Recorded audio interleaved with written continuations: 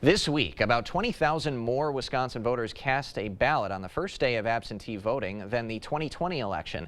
Officials statewide are juggling a heightened interest in early voting while also preparing for high turnout on Election Day.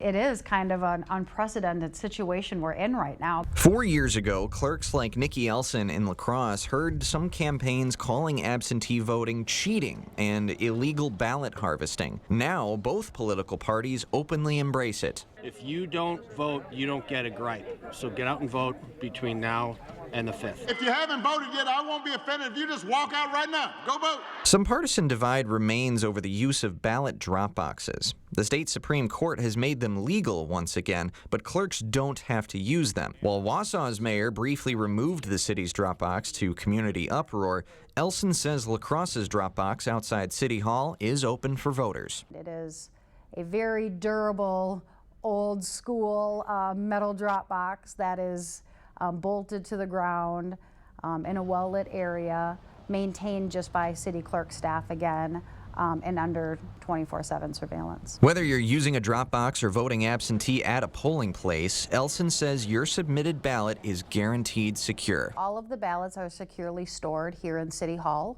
They are maintained and accessible only to city clerk staff.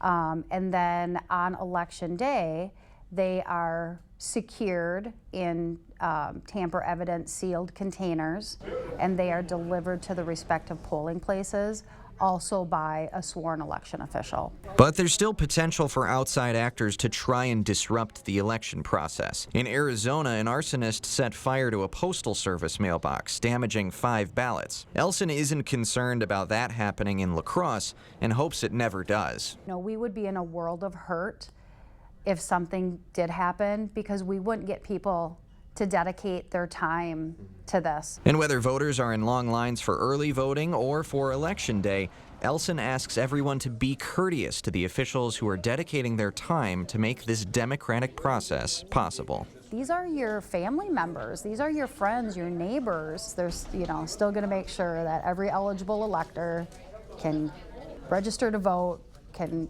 cast a ballot, and have that ballot counted.